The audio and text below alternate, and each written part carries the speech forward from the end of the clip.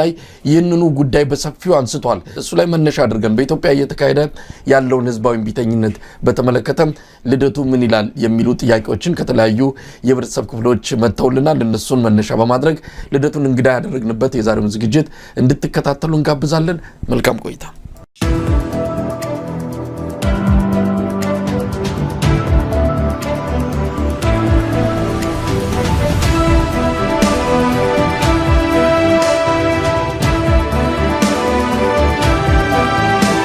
አላስተልን ልደቱ ሳይንዴነ ስለ ግብዣ አመሰግናለሁ።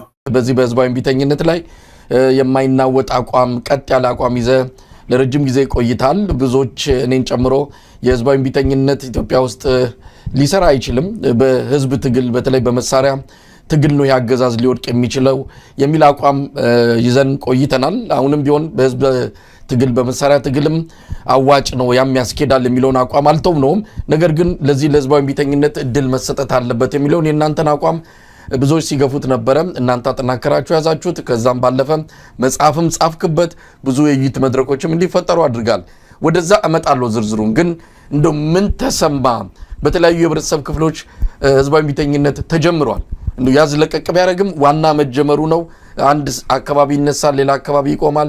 እንደዚህ ያለ ግን ቀጥሏል። አሁን ደግሞ ዩኒቨርሲቲ ተማሪዎች ተቀላቅለውታል።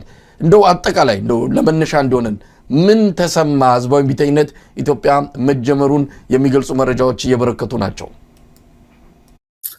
እሺ፣ በቅድሚያ መሳይ ሰሞኑን በተከታታይ የምትሰራቸውን ፕሮግራሞች እየተከታተልኩ ነበርና አብዛኛውን ትኩረትህን ያደረከው በህዝባዊ እምቢተኝነት ነውና ይሄ በጣም ይበጅ የሚባል ነው። የበለጠ አጠናክረህ ልቀጥልበት የሚገባ ጅማሮ ነው። አንተ ብቻ ሳትሆን ሌሎች መገናኛ ብዙሃንም በተመሳሳይ ሁኔታ እዚህ ላይ ትኩረት አድርገው መስራት አለባቸው የሚል እምነት አለኝ እና ለዛ አድናቆቴንም ምስጋናዬንም ለመግለጽ ወዳለሁ። በቅድሚያ ምልህ ሚዲያዎች ላይ አዎንታዊ የሆኑ ለውጦችን ማየት ጀምረናል። ያው ለምሳሌ የግንቦት ማንፌስቶ ላይ አይተ ከሆነ ካሉት 11 ቅድመ ሁኔታዎች የመጀመሪያው ቅድመ ሁኔታ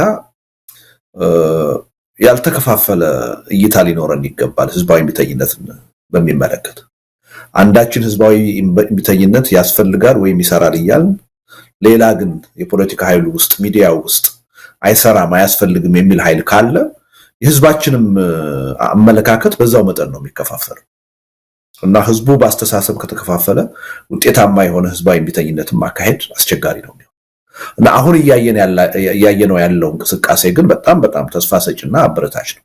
አብዛኛው ሊባል ይችላል ሚዲያ ህዝባዊ እምቢተኝነት አስፈላጊ ነው የሚለውን አስተሳሰብ ገዝቶታል።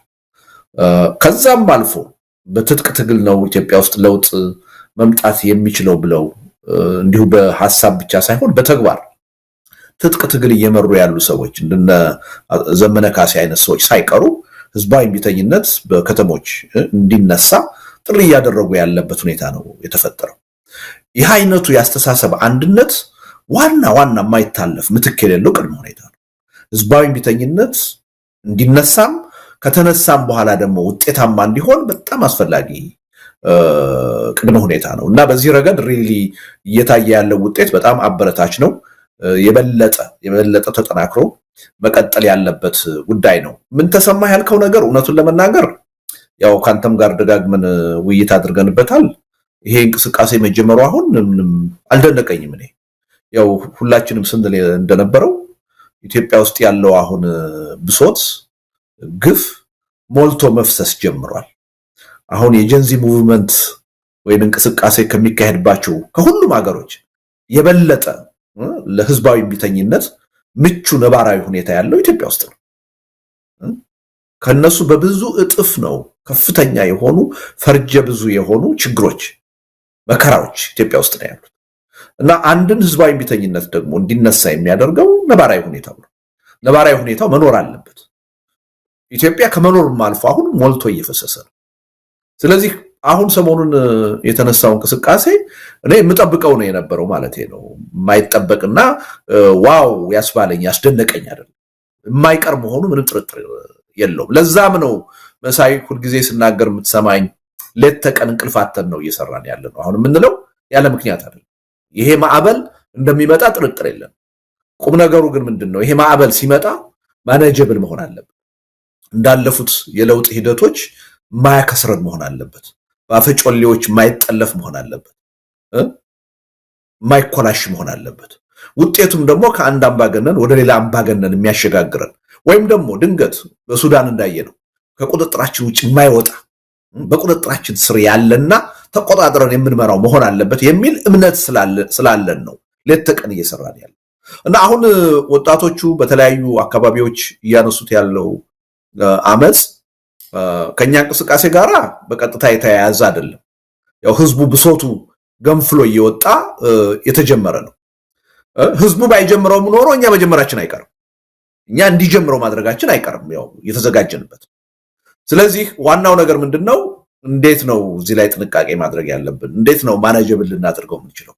ይሄ የሚፈሩትን በታሪካችን ደጋግመን ያየናቸውን ችግሮች እንዳይደግም የምናደርገው ይሄ ህዝባዊ ቢተኝነት እንዴት ነው? በአንድ በኩል እንዳይጠለፍ የምናደርገው እንዴት ነው? በሌላ በኩል ደግሞ ከቁጥጥራችን ውጭ ወጥቶ ሌላ ዋጋ አገርና ህዝብን እንዳያስከፍል የምናደርገው እንዴት ነው? እና ውጤቱ ዘላቂ እንዲሆን የምናደርገው የኢትዮጵያ ህዝብ ከዚህ በኋላ ከጦርነት ከግጭት አዙሪት ወጥቶ በሰላም የሚኖር